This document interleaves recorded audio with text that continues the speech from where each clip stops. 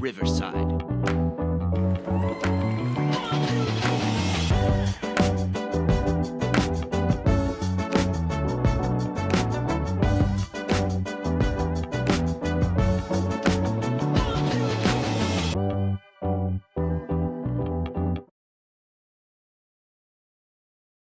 Welcome to Dance Talk with Joanne Carey, where the dance world connects, the conversations inspire, and where we are keeping them real. I'm your host, Joanne Carey, and today I'm joined with the Executive Director of the American Dance Festival, Jodee Nimericher.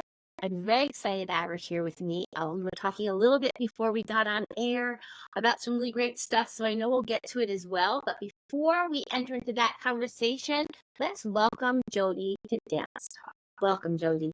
Thank you so much for having me, Joanne. It's a pleasure to be with you. Absolutely, absolutely.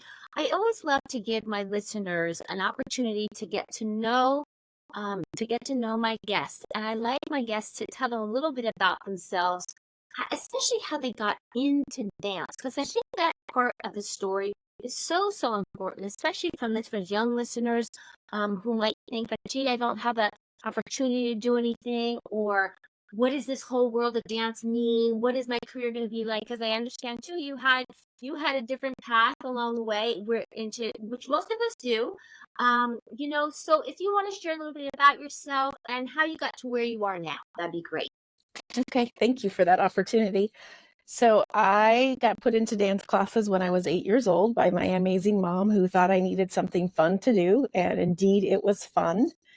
I had two sisters who also took classes, and I'm always interested in why one person really gravitates to something that another person doesn't. But I got the dance bug in my family, and I loved it. I was passionate about it, and soon I was taking more classes a week, and then more classes a week, and then I was going from a smaller studio to a more professional studio. And I got really serious. Even though I did all kinds of dance, I did get very serious into ballet, and I loved it with a passion. And we did lots of performances. But I think it's hard for some people to understand, but I absolutely love, Joanne, taking class.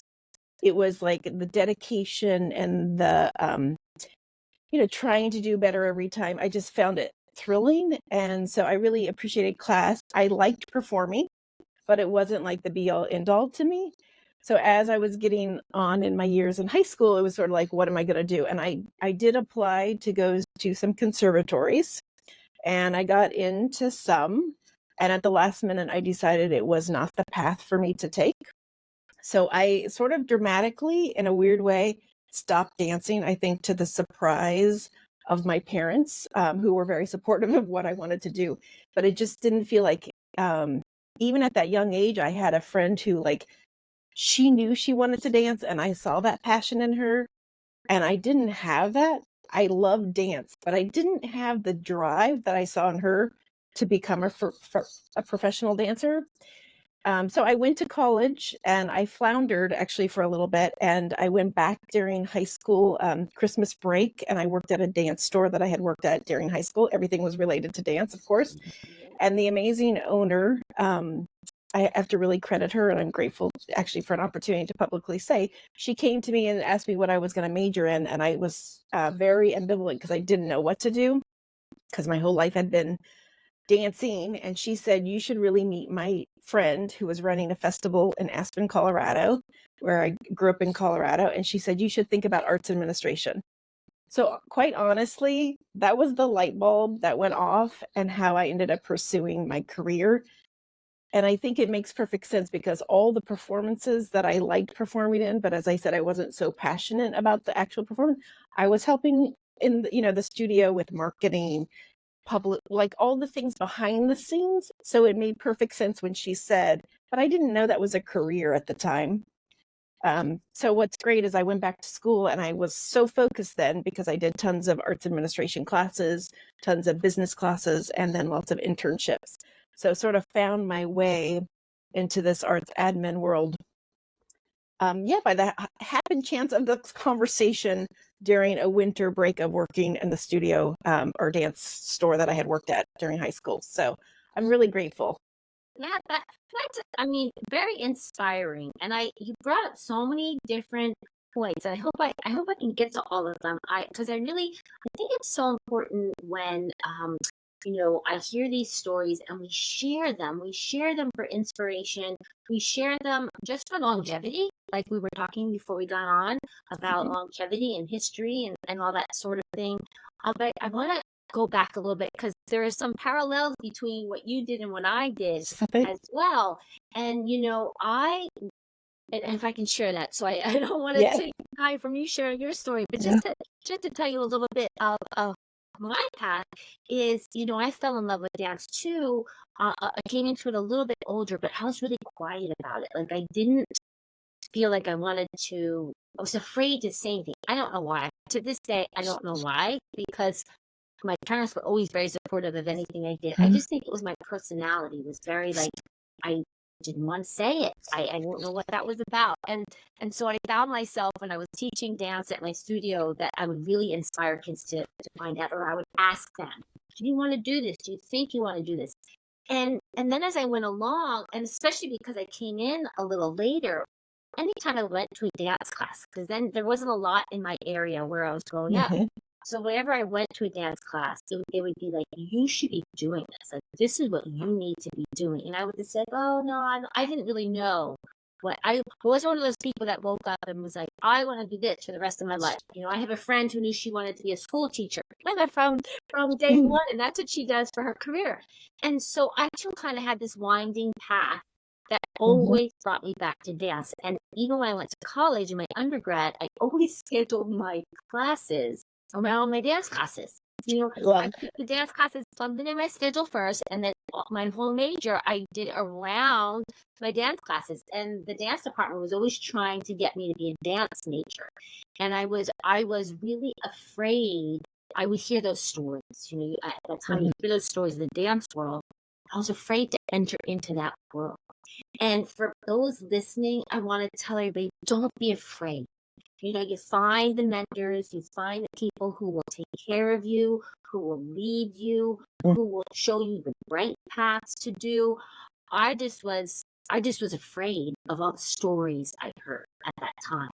And that can turn you off. And so I encourage the listeners to keep going and to seek out the people who will really help you to shine. And I had that. I was fortunate enough then to have that.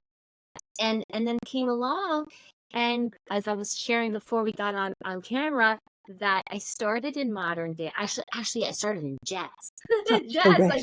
Broadway style Yeah. jazz. Yes. And I loved it. I love musical theater. My dad always was playing music, Broadway show tunes, any kind of music in the house. My dad was always playing, and I would always watch like those old movies with him. And I would then, like, in my head, imagine myself doing that, you know? And so I credit that time with him for really falling in love with this art form. And then from jazz and Broadway style jazz, I was auditioning for colleges, and Okay. I had to do this modern audition. And I didn't know what that meant. I hadn't been exposed to modern. And I had to do my audition in bare feet. And I was like, what? I can't have shoes on. I'm like Exactly. panic. And it was so freeing. And thus I entered into the modern world and into, ballet technique and all that, and discovered a world that was really wonderful. And then went back to ballet. So it's interesting, those parallels. And then having a dance studio, having to learn art administration just from experience and gut instinct. So I applaud you I'm for that. applauding you. Oh I'm my going to applaud you. You just inspired me. Oh my gosh. Oh my gosh. Thank you. But I really applaud anyone, and you specifically for being the executive director of a huge organization, a huge festival. Let's talk about the American Dance Festival. It's I believe over 90 years old, correct? So this will be our 91st season this summer. So Wow. it has a little bit of a history. I've been Good. a part of it for a long time in many capacities since 1992, starting as an intern and going through various capacities of experience working in the international programs, just being an executive assistant to my amazing mentors, And then I did leave for a little while and I came back. So I have a lot of history, not the 91 years, but it's getting close to 30 years. So I feel really honored to carry that history forward and also trying to bring new to the festival all the time. Yeah, can we tell the listeners, because I do have a lot of listeners who they started listening to me when I was doing Instagram lives, when I wasn't doing actual podcasts. And Okay. there were a lot of listeners who were not in the dance world and they loved listening because they were learning and it inspired them to go see dance performance. So they can, I know, right? You just don't know who you're touching. You just don't Yes. know. These conversations are so important, and so if you could explain to listeners who perhaps might not be aware, or even people in the dance world who aren't aware of what the American Dance Festival is all about. Can you talk about that for us? Yes, I can. So it is hard to talk about in some ways because we do so much. But the festival takes place every summer, June and July, and that is the main focus of the American Dance Festival. However, I just want to say that there is programming that happens year round. But in the summertime, we are a destination for dance. And we are now located in Durham, North Carolina on the campus of Duke University. The festival started in Bennington, Vermont, and then it went to Connecticut College, and then it went to Duke University in Durham in 1978 was our first season.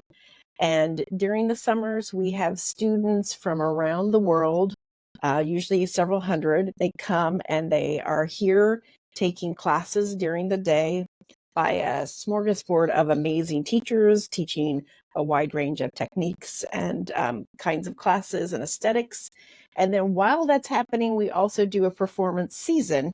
So we're also presenting all kinds, as I say, it's like the biggest breadth of what you can imagine the dance world being in modern dance. We try not to define what it is, but to showcase, again, all the different aesthetics, small performances, large scale performances, performances indoors, performances outdoors, performances by artists that live in North Carolina nationally and internationally, choreographers at all points of their careers doing all different kinds of dance, lyrical, athletic, dance theater. So it is really a chance to sample and taste and be immersed in dance.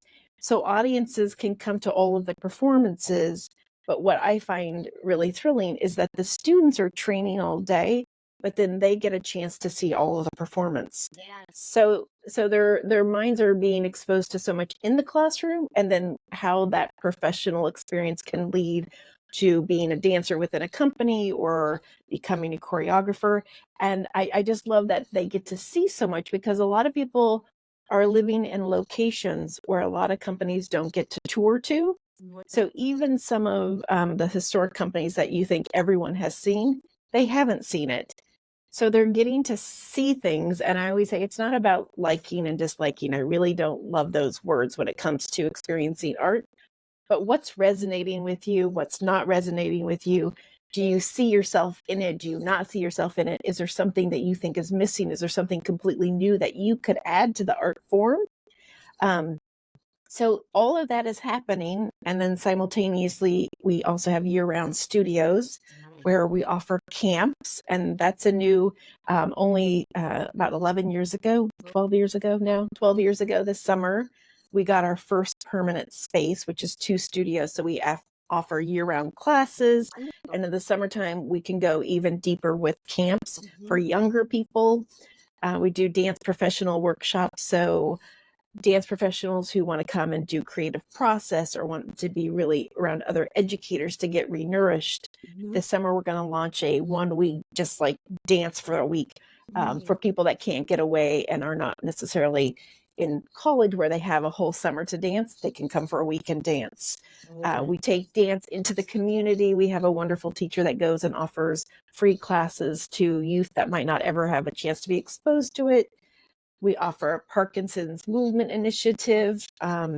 We do international programming, and we're really also committed to choreographers and helping them build audiences, and also supporting them in other ways by helping them find a booking agent or helping them get linked in with other presenters, or sometimes even if we feel like an artist is really talented, but maybe not being seen in a spotlight that we think that they deserve to be spotlighted, we might consider presenting them outside of our season in New York or somewhere else to Nice. help elevate them. So that's just a sampling of what we're doing. And it takes the whole year to sort of plan and get everything ready for the next year. But in the summertime, it's 6.5 weeks of nonstop dance. And the community is, between 200 and 300 people. So it's just amazing. As I always say, we have we call it, at the beginning, we do like a pep rally. And it's amazing to me to see all these amazing faces from around the world. And I always think, like, despite all of your differences, there is something that we all can share in common, and we can grow from each other by experiencing this common bound. And then you find out, actually, there's less differences than you thought. But that universal language of dance is just, I just find it so, it's exhilarating. And every summer, I'm reminded of just how amazing. And by the end of it, you're so sad because you're leaving these amazing friends you made. And while the next summer will be equally amazing, you'll never all be together again. So it is a magical moment for everybody to build these friendships. And yeah, just totally be immersed in dance 24/7. Yeah. Again, so many things that you talked about that I want to touch on. Again, first for the listeners, go see this. If you are if you are down in North Carolina and you are looking for something to do, if you're on vacation, if you're down there, look them up and go take part in these programs. That's what's so wonderful, right? So often we'll go, we'll look at, well, what can I do today? Or, go look what art is around, and art, it's not just a museum. It's not just, just putting yourself inside. It's going out and seeing these performances that people that are in the community, people want to see these things. So if you are down in North Carolina, you go check out their schedule and see. Thank you for that, Joanne. Yeah. That's like so amazing. And I just want to say really quick, thank you for saying that. It's like, as we come out of COVID, we just need people to come back to the theaters. Come to ADF. Yes, please. That would be amazing. But wherever you live, go see and go experience art, because we need you now more than ever. Yes, it's so true. And you talk about something that I find so important to me, so near and dear to my heart. It's that the responsibility of an artist, what art does for the person, the community, the world. It's such an integral part of human existence. And there's all these philosophical questions and things we could go off and talk about, but I come back to it all the time because I not only believe it in the depths of my being, but anytime I have an artist on, we somehow go back to that same thing. And it could be said in a different way. So many times an artist just, their goal is they want to inspire. They want to say something. They want to affect people in a positive way. They want people to, if they're stressed or just they need to go see something beautiful and be in touch with something beautiful and remove themselves from the daily stresses that you're reaching out to. And it doesn't mean, and we're not saying that you have to like this. Find what it is you love about dance. Go experience all different kinds of dance and then find what you love and follow it and see it and just support it, because it's not just one way. We all have our tastes. Don't get me wrong, we all have our tastes of what we like and don't like. But you're not going to know that unless you experience it. And the program that you're offering in the festival, it has grown so much. 91 years. I mean, my mom is 93. So maybe she was there in the beginning. My mom's lifetime. And it's so important. And it really has grown. And when I talk to people like you who are involved in the history of it, history making events, sometimes we don't even realize we're part of that. But you are part of the history of American dance, and by being part of the American Dance Festival and what you do as an executive director, can you talk specifically about your role as an executive director, what that is?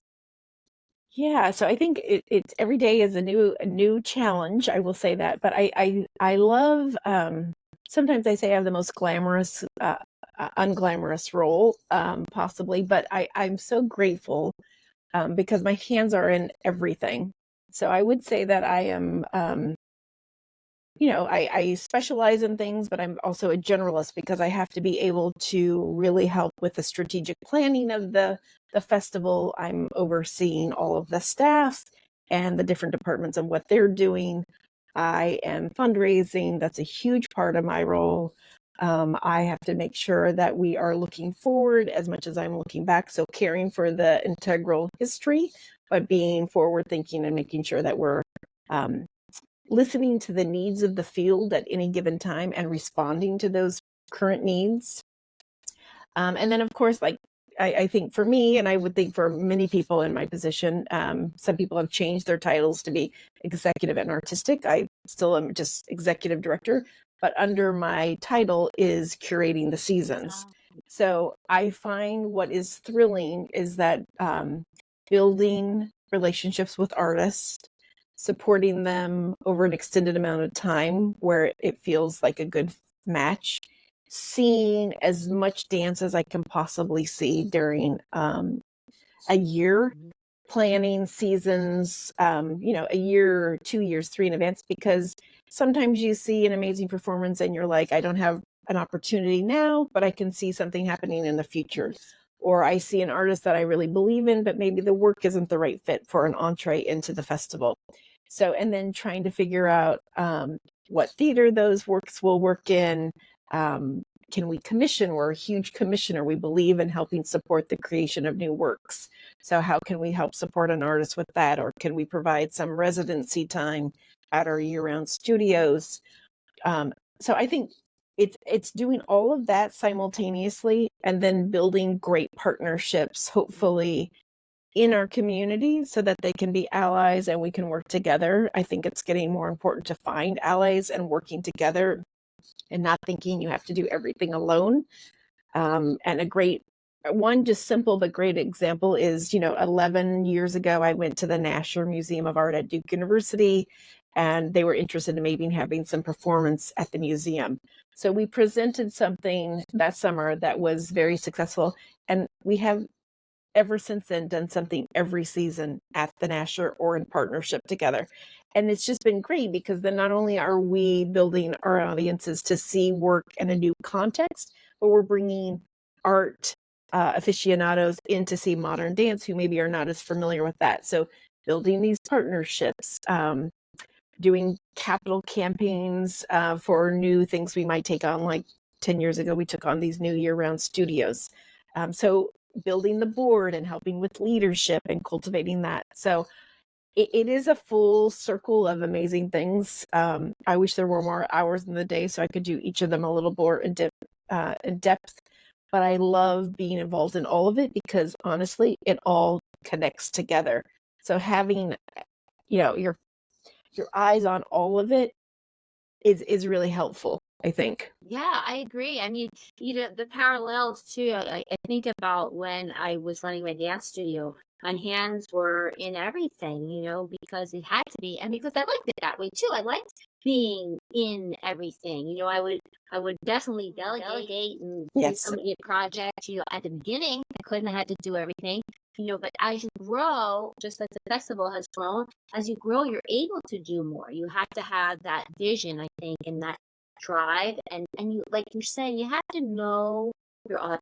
You have to know who that is. While you want to grow your audience, right? Here's always the balance. You want to grow your audience, you want to bring new people in, you want to bring people in, but you also have to know, I think it's knowing what people are hungry, like what's gonna feed their soul, so to speak. What's Yes. gonna speak to them, and what's gonna make them come out of that theater or museum or wherever the performance is happening and be like, I want more of that. Like I need to have more of that. And that's I find what's so wonderful about art. I don't remember who said it about dance. So many times, maybe it was I did an interview with Lauren Lovett once. She talked about how it was like you perform and then it's gone, and then it's there, and then it's just over. You know, Yes. and that's dance, and that's what's so beautiful about it is because it's like this living being, so to speak. That's why every performance is, while it's the same, it's different. Something happens in every live performance. And while during COVID, I don't know if you thought this, but while during COVID, thank goodness for all the connections we had and we're able to make, but nothing was better than getting back into the theater, back into the studio, back live and doing that. I think there's really something to be said about that. Would you agree? I do. And Joanne, don't you think? I think part of it is I don't mind anything on video. I'm very happy with the virtual world and all that it offers. But when you are with other people experiencing something, you're not only getting the energy from who's on stage and what's happening, but you're also getting the energy from all those around you. And I think that's part of what I think is missing now. I think people need that social connection. And, we're experimenting now, even with new things like what I said, always trying to find the needs and respond to the wishes of people, or maybe seeing if they are the wishes. But it's like, I do think, people need to be together. And also some people want to also, they want to talk about what they've seen. So I think being able to go see something, we're trying to provide opportunities where people can get together more after shows, Oh, so that nice. they can talk with one another and see where those artists might be willing to meet up, Oh, I like because that. so that they can be together. So it's not so much like you're here and you're here, but then come together and talk about it. And it's Yeah. great for you to get a visceral feeling of whatever your feeling is. But it's also great to talk about it, to see how others feel and what you can learn from their perspectives as well. Yeah, and I love to in modern dance. My experience, at least, has been that with a lot of the modern dance performances that I've seen, when they have the curtain call, well, they call it anything, the curtain call or the talk back, or Yeah, those. I try to schedule my when I go see it with that night or the that's great. afternoon, because I love to be a part of that, and it's fascinating to hear, because you're like you're talking about, you're, as the audience member, you're experiencing one thing and you're experiencing it with the people around you. And then you're going to hear, perhaps it's the choreographer who's on stage talking to you about it, the dancer, or one of the dancers who are in the piece who are talking about it. And then the audience gets to have a Q&A. Like it helps you, like, oh, that's why, or oh, how much, or I find too, audience members, when they give that feedback to the artists on stage, they're giving them right at that moment the feedback, immediate feedback, so they can be like, "Oh, remember that person said this? Let's try that." Or, "I didn't realize we were doing that. That's really great. Let's do more of that." So Yes. it's such a win-win, I think, to have that, instead of just like, going, it's over, and then on your way you go. you know, Yes. it's taking it with you in a different way, which I think is powerful. I think it's really powerful. Yes. That you said it very beautifully. And I think going back to what you said earlier, I did think it's amazing. It's like when you're in my position, you get to see things a lot. And sometimes you get to see things more than once. And that's a privilege, I understand. But it is interesting just to think, when you go in, like you said, all the performers, each performance is different, even if it's the same program. But the other thing is, if you go in one night when you're more tired than if you would have gone the night before, depends on where you sit in the theater, your perspective is different, your mood is different. So all of those elements makes it, it's incredibly special. You don't get that from staying home watching something on a screen. That can be equally wonderful, but it's different. Yeah, it really is. And I encourage the listeners to check out these programs wherever they are. And just like I said earlier, go see stuff. Get out there, take your kids, expose them, really expose them to these things, because those are our future dancers, our future audience members, our future donors, our future executive directors, right? It's all those things, and to expose our young people to what art can offer them, right? What art can really Yeah. offer a young person. Can you talk about the outreach program? You had mentioned it earlier, I think. Can you talk a little Yeah. bit about We have wonderful faculty that are living in North Carolina, and then even in the summer, some of our faculty that come from other places. We really tried to partner with Durham Public Schools, Community Center, Parks and Recreation, clubs, all kinds of different individuals or centers or people that want. We always say we go where they want us, but we build those relationships, and we try to take free creative movement classes, and we often try to bring a drummer or someone to musically accompany, and we offer these classes. And I think it's a eye-opening experience about how creative people can be with their bodies, how they can learn to partner with one another, to lead and to follow, coordination, all of these wonderful things. So we're doing that year round. We do have a wonderful collaboration that is very intense during winter and spring at a school here, Central Park School for Children, which is a charter school. And what Okay. they have done for their K-4 is that one of the quarters, instead of a gym class, those kids are doing through ADF creative movement classes. Oh, that's So great. yeah, it's pretty amazing because then the person that's been doing that for years actually sees these kids grow up and can like build upon it from year to year. So we're really trying to build awareness and the opportunities through those classes. We do a program in the summertime. It's called Kids Night Out, Joanne, and Oh, you fun. you buy an adult ticket Mhm. because tickets are expensive, and we also know babysitters are expensive. But if you have a child from 6, we recommend 6, but 6 to 17, you buy a ticket for an adult price. You get a kid's ticket for free Oh, nice. because we're trying to cultivate them coming and Sure. seeing and being part of our future audience or whatever you Mhm. decide. And I have a funny story. Years ago, this young gentleman who came with his mom to see many, many performances got me after a performance and literally came up to me and said, "Jodee, I was wondering if I could come to your office and have a meeting." And I was like, "Sure." I was like, "What would you like to know?" He's like, "Well, I would love to help you with marketing because I'm really not thinking and seeing that there's enough young children taking advantage of this opportunity." And I thought that was just like amazing. But it Wow. was again, it's inspiring because Yeah. it was, his parents that got him to come, and Mhm. he is someone that did gravitate and love the experience. Yeah. And isn't it great when you see things and you want other people to have that same experience? So Yeah. he came in, he talked about marketing, he was amazing. He helped us with flyers, he helped get the word out to try to grow that program. So I'm always appreciative and really grateful for all the people advocating for us. That's exciting.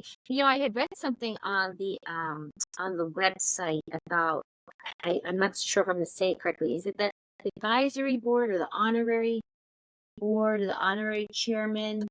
We have Honorary honorary chair people, and then we have also our advisory committee. But we have a lot of the Yeah, former first ladies I that was have just gonna come. say that. That was what I wanted. I'm sorry I'm cutting you off. No, That's what I wanted to point out to everybody, that this is so important, that the first ladies are part of it. They're the honorary chair people in the past. There's a whole list of them, which I saw that and I was like, I got moved oh, when I saw that. Yeah. well, this might make you happy. We have many of them that are part of it, but also just so people know, because it's sort of fun. Betty Ford was a student. So it's sort of a Wow. fun historical note. Okay. So everybody has their, claim to fame, but that was a wonderful, she was Yeah. a student and Madonna was a student. And then we have all these amazing advisory committee members who are, the makers that are carrying the weight of this legacy. And again, paving the way forward. Many Yeah. of them were students at ADF at one time or Yeah. another. And because I also saw, I love that. I love how you have the video clips on the embedded into the website. They're very well done. They were about, or I don't remember if it was on the website or something somebody sent me or something sent me or I Googled or something. but it talked about the beginning. It was probably about 11 minutes or so long, and Yeah. it talked about the history, and it goes back to the beginning, on when it started and when the ADS Mhm. started in Vermont, and built these great names of Martha Graham and Ted Shaw and everybody, Isadora Duncan. I mean, everybody who began that modern movement in America. This American Dance Festival has come out of that. That is the trajectory of the legacy and the history, listeners. So I don't point it Yes. out of what Thank you for pointing out.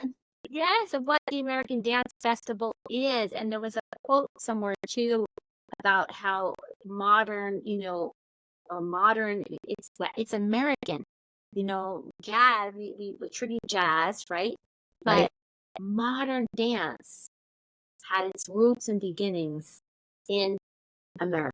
Is that correct? Am I saying that Yes, correctly? yes, yes. And I think it's like it's all built what's so incredible. And again, it's like I love all dance forms. Really, I do. And Me that's maybe too. unusual too. I really love the breadth of all these art forms. But the thing that's so incredible about modern dance is also really individual creativity. But Mhm. that individual creativity might have roots in America, but can be inspired and sparked by all these amazing Yes, traditions and cultures and histories from around the world. It's yes, about, taking it and making it your own and doing something completely original. yes, So I think that is, that's a very American, like, let's make it our own, let's do something original. And that's what's so inspiring, because then I think it's like, is there a limit to what we're yes, capable of? We might borrow and we might use in a way to enhance what we're already doing, but blending it together and creating something completely new is this evolution and the excitement of constantly seeing new things. yes. Yeah, and I have this thought. Let me see if I can Okay. formulate it. It might be a little out there, but I always wonder, when people would ask me, "What is?" So you want to tell people what it is. And you just were saying something about how, the creativity of modern dance. And I was thinking, maybe that's what the draw is to modern dance. It starts, no matter how young, no matter how creative movement, we're starting little ones. When I mean little ones, I'm talking your 3, 4 year olds. I Hmm. love that. Hmm. I love that age. Yeah. Uh, we're starting then with artistry. And it can be, it's artistry through a 3-year-old's eyes. It's artistry through a 4-year-old's eyes. And it grows, and because with modern and creative movement, you're letting the individual find their voice, and then it grows, and the technique comes and grows, and you build upon that. It's like starting from the inside out, where a more structured traditional dance form, whatever it is, folk dancing, where wherever we're learning, which I love so much too. It starts with learning. Perhaps I don't know. This is just a thought I'm thinking as we're Hmm. talking. Hmm. Is it starting from the outside in, and then when you have all the technique, then you build your artistry? I don't know. That's just a question I'm throwing out there. I don't know. No, What do you think about I think you're onto something there. I think you are on something. Yes, and yeah, because then you don't inhibit the imagination, right? You're allowing the imagination to be.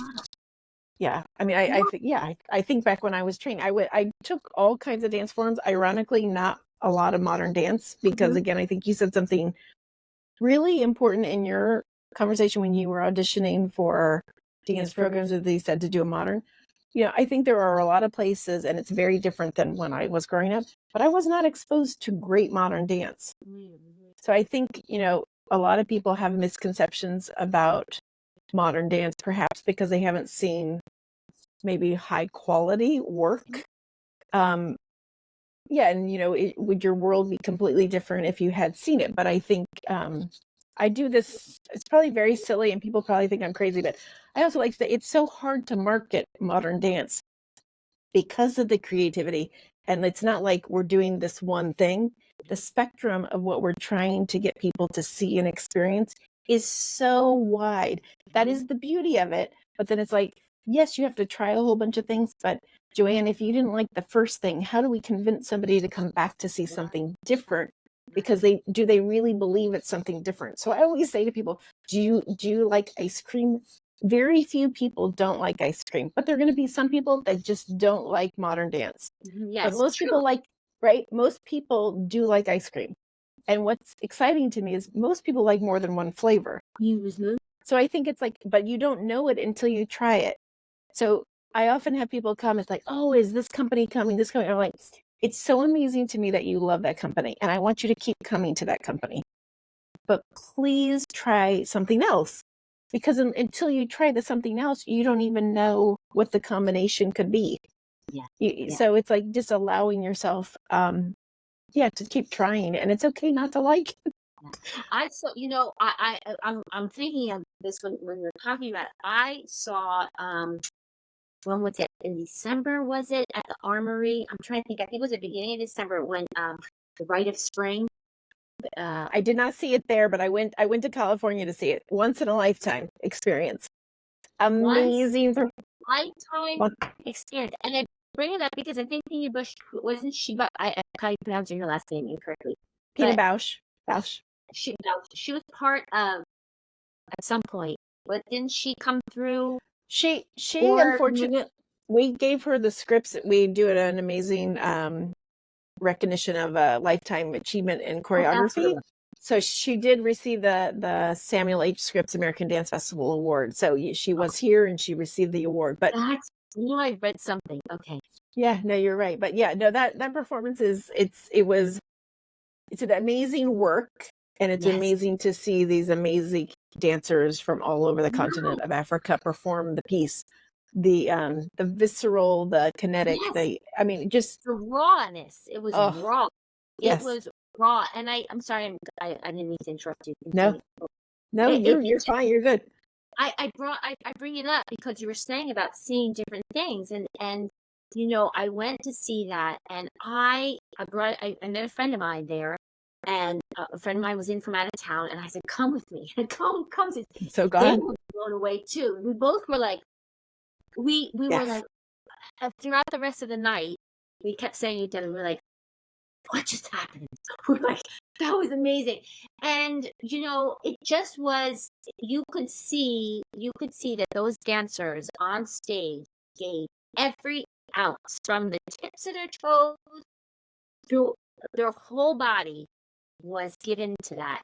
And that I bring that because that was full, complete performance, really well done, excellent, amazing modern dance, in my opinion. I don't disagree, Joanne. I'm right where there with you. I saw that piece in California. I didn't get to see it in New York, but I have to say, it will be forever cemented in my repertoire of seeing amazing performances. Yeah, some shows are going to stick with you forever, and that is definitely one of them. Yes, and it's just amazing. Can we talk about the Lifetime Achievement Awards? Sure. What that is, and that's given during the festival. Is that correct, or separate? Nope, you're right. We every season we give a recipient. A committee selects a choreographer for lifetime achievement in the field.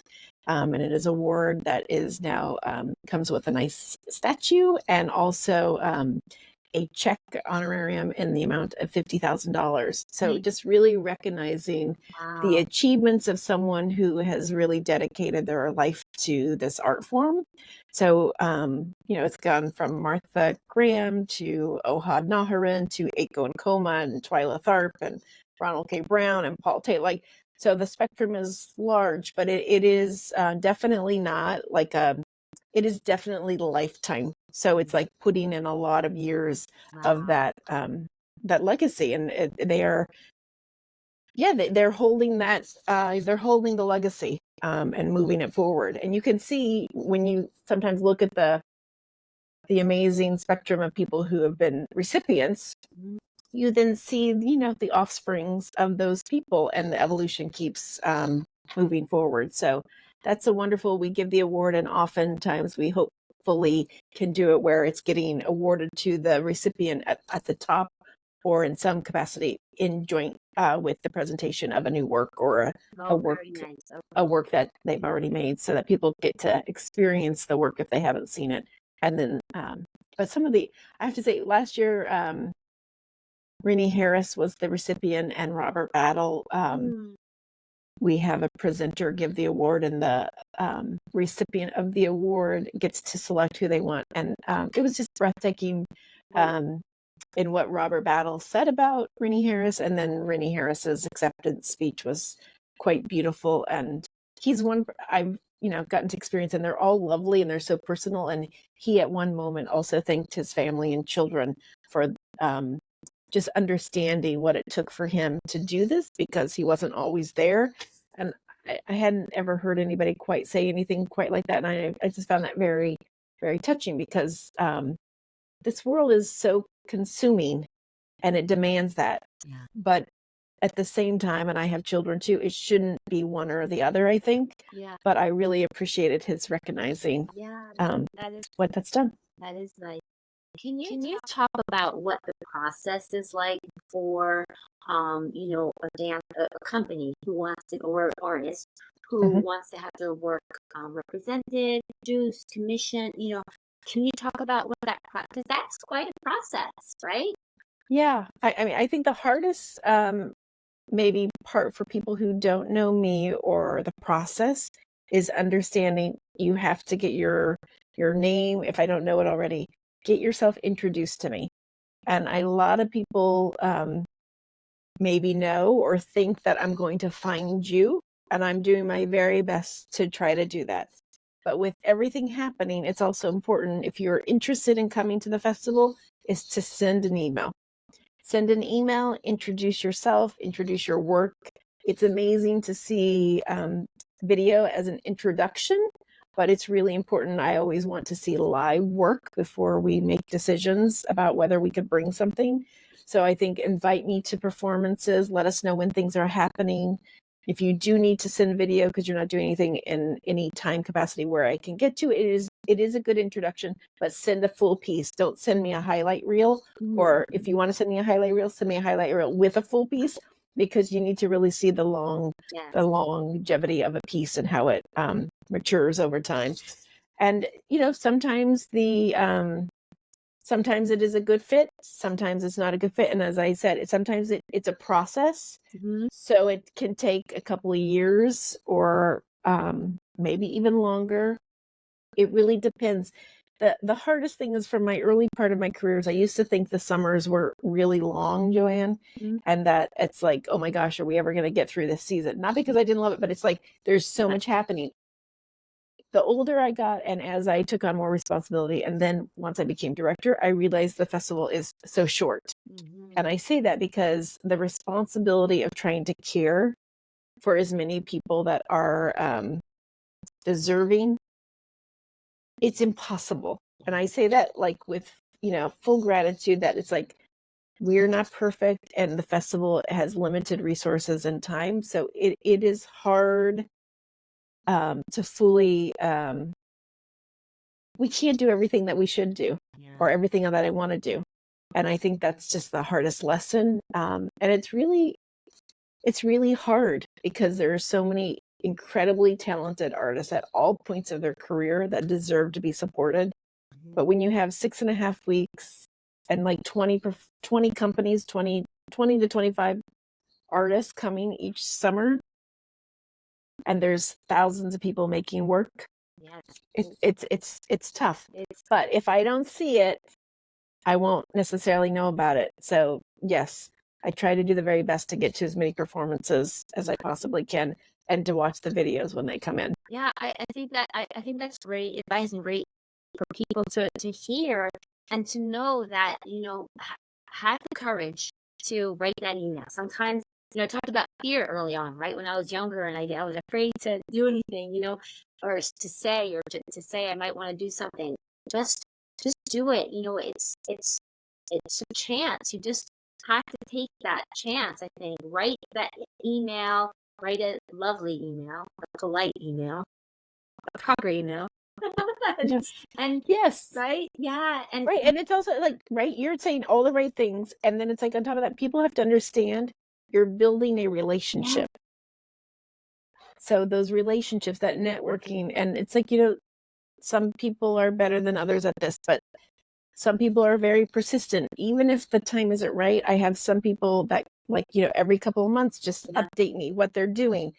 I think that is building a deeper appreciation and a core and understanding of what they're doing with me and trying to be part of the conversation. So everybody has to find their own way, Yeah. but it is important to cultivate the relationships while you're sharing the work. Yes, it's so important, and I just want to spend a little time on that, just again to like drive the point home a little bit for listeners, so they really can be encouraged, to do that, to reach out, and to send those emails and those videos, because, and I share this, when I started doing this, nobody knows who I am.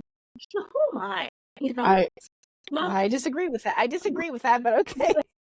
Well, but a year and a half ago, nobody knew who I was, Mhm. and I just was so, like, I'm so passionate about this art form. I mean, I don't think you can tell, Jodee. I love that. That's why I am. Yeah, your energy is infectious, so it's amazing. But that's great. I really do. I love it so much, and the people around me know how much I love it. The parents at my dance studio knew how much I loved it. To me, I'm sure you might feel the same way. You're just going along doing your thing. You don't think about, oh, I love dance, but it's evidence that people around you, from what they're putting out, from what the work you're doing, from what you're exposing the kids to, or, I say the kids, like my studio, the kids at the studio, Yes. to what you're offering, and that's infectious. And so when I stepped away from the studio, everybody was like, "You do? You love dance so much?" And I just knew I would do something. I just didn't know. And then I just was like, I had this idea one day. I said, I'm gonna see what dancers want to come talk to me on Instagram. Again, I just was emailing anyone I thought I was interested in. We're talking name people. And they would just say, yes, I'd love to have a chat. And I say that and I share it because what's the worst somebody could say is no. They could say no. It doesn't Exactly. mean they don't know you. So how can they not like you? First of all, Right. it's just a no. It means just no. It just means like they could be shy. They could not like to be interviewed. They could not have the time. They don't owe you an explanation, right? They don't owe you That's an right. explanation. Right. But so just take it as it's just a no, or it might be a not now, maybe later. And then, like you say, try again. I mean, I'm constantly hounding people who say no to me. I'm like, do you think maybe now? So I say that not to toot my own horn. I say it for encouragement for those dancers out there, for those shy people out there, to just give it a try. You're not going to know. You're not going to know. Don't set yourself up for failure by failing first, by not taking that step, right? Just Right. And I think, yeah, and I didn't mean to interrupt you either, no, but no. I think, again, it's like, what's amazing is that, you can choose to do something in our field for your career, or you can pivot and do the amazing things like you have done and keep changing, but stay connected to the field.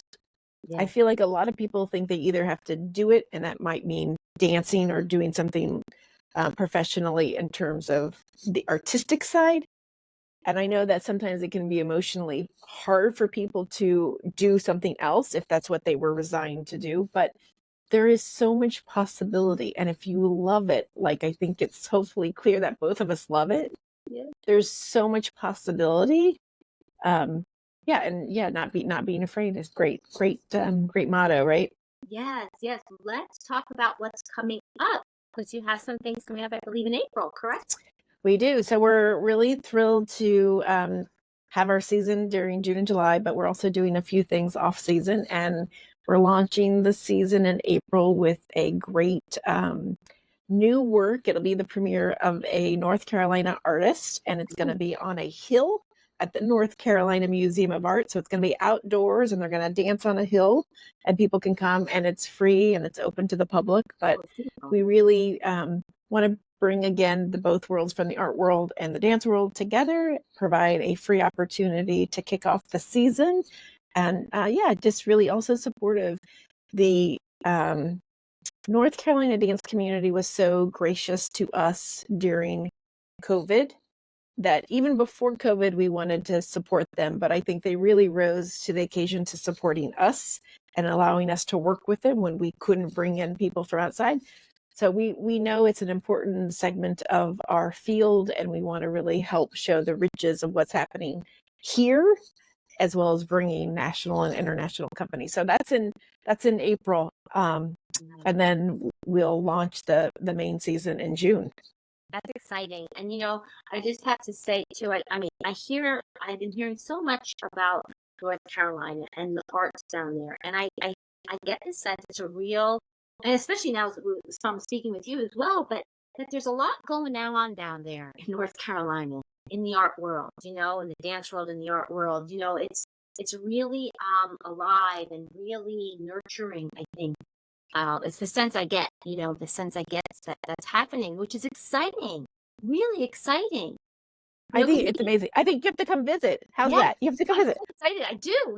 I do. I'm gonna have to. My sister. My sister. You come visit. You come. I'm gonna. Yeah. I have to.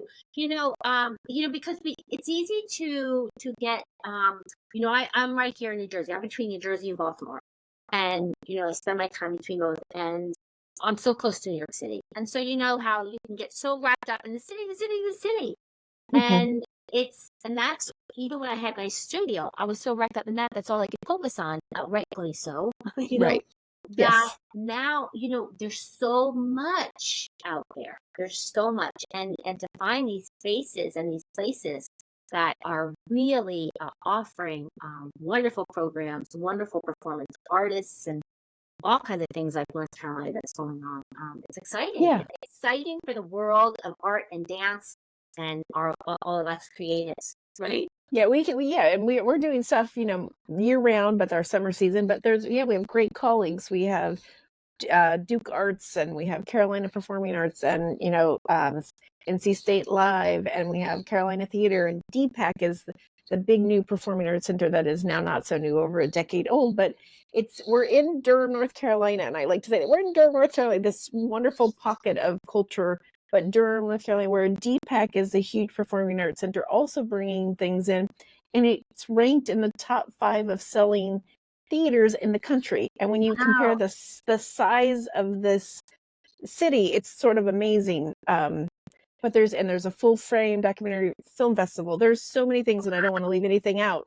But it is the riches, I think, in this area. And when I moved here about 15 and a half years ago, Mhm. I lived in New York City for 20 years. And when I first moved here, I remember friends were coming to me and saying, "Oh, are you going to come up to see X, Y, and Z?" And I would have to smile and say, "You know what? I don't have to come up because it's getting presented here." Right, right.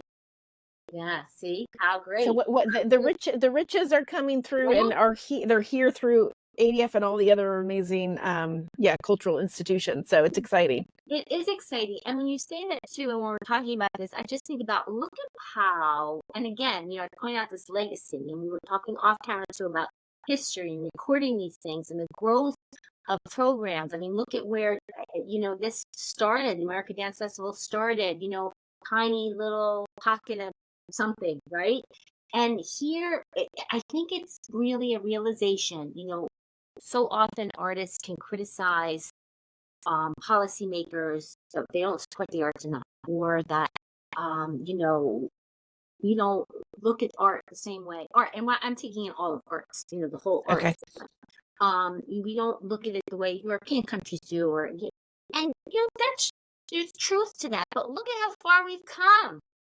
It takes time, and we're part of that history of rolling out that and making it more available, and the importance of it, and the importance of art to life. And I think I'm gonna have to give a shout out to those first ladies, because I think they probably have something to do with that. I really do. I don't Yeah, know.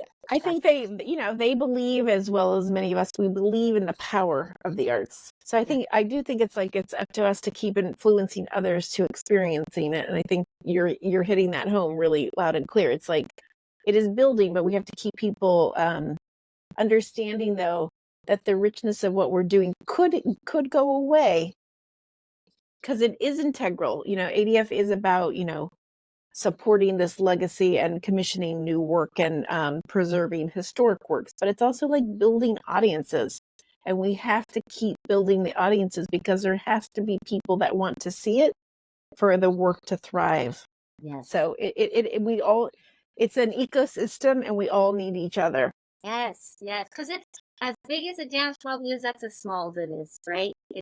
There's so many of us, so there's just someone knows somebody that knows somebody, and then somehow you're connected. It's a small world. Yes. It's a small big world. It's a small big world. Yeah. But yes. Jodee, is there anything that I've left out?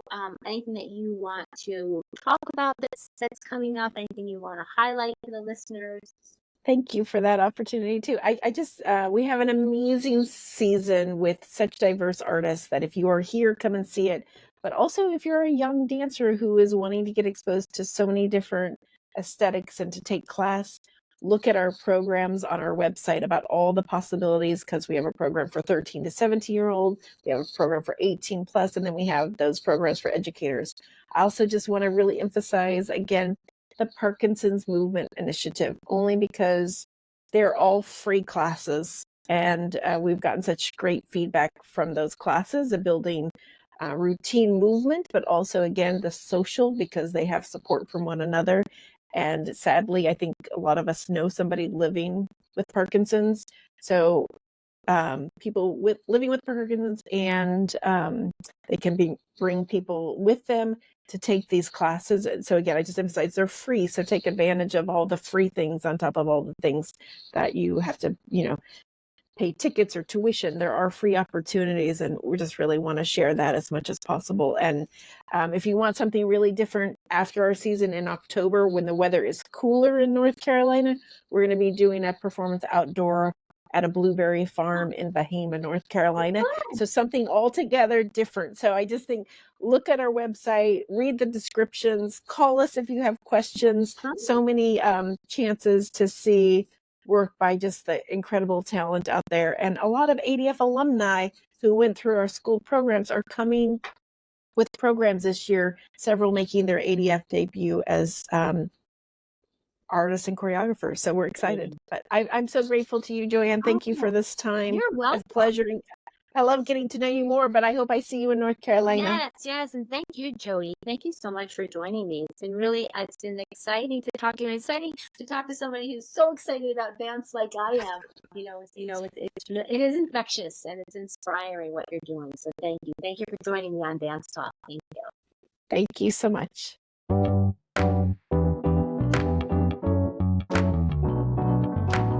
Powered by Riverside.